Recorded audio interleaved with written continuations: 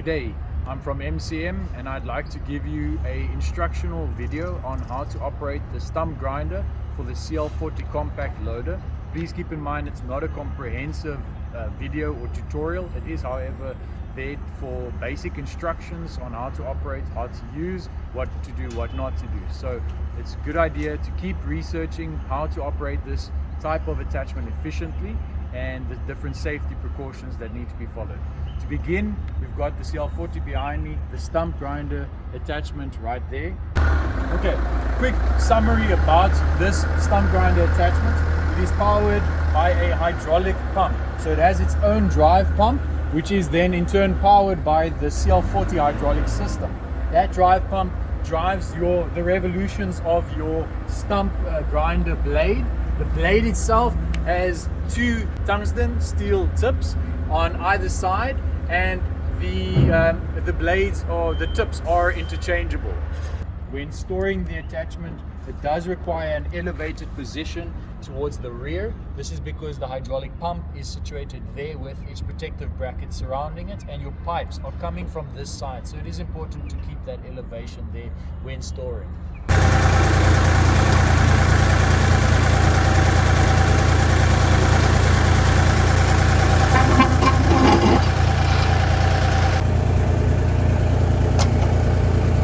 You have to physically check if the pins are going inside. Right now I can feel that they're not aligned.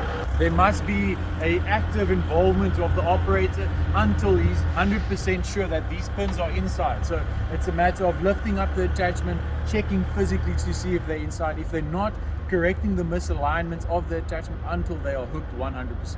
Right, on the machine and on the attachment side, we've got hydraulic coupling covers. They're there to keep dust out. We've got two female couplings, one male coupling. The male coupling is only for particular attachments. This attachment itself only requires the female couplings. It's good practice to give it a quick wipe.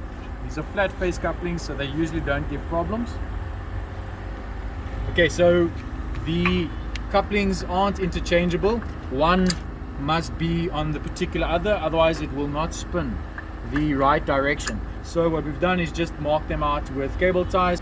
The couplings have a little ball part there. Just give it a quick turn just to prevent it from accidentally pushing out. For example, as soon as they're lined up, then your coupling disengages. Once again, just give it a quick turn. When you're operating the stump grinder attachment, increase the revolutions of the engine as much as possible. Approximately 3,000 RPMs, 2.8 is perfectly fine. It will of course increase the velocity of spin on your stump grinder.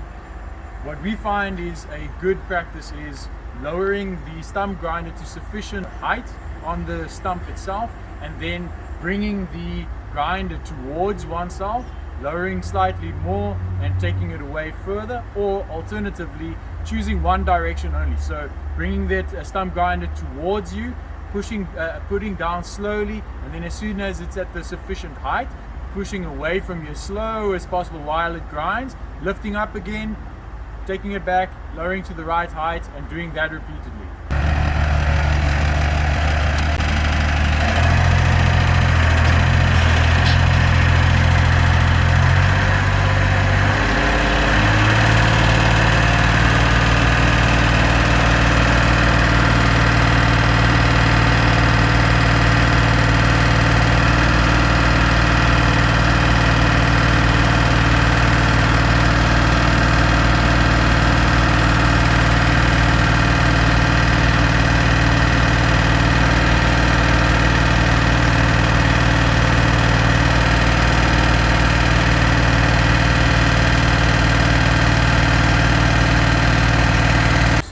When you have attachment like this, it's very important. Before starting, the rocker switch must be in neutral position. If this is going to be engaged and you're going to start up, that attachment is going to spin immediately, and that could cause a safety risk. The operator must do a 360 safety check and any other safety checks required. In addition, when finished with the stump grinder attachment, good practice is lowering the RPM slowly on the attachment, and then when one switches off the machine, first get the stump grinder to a halt, so that it slows down, stops, and then disengage.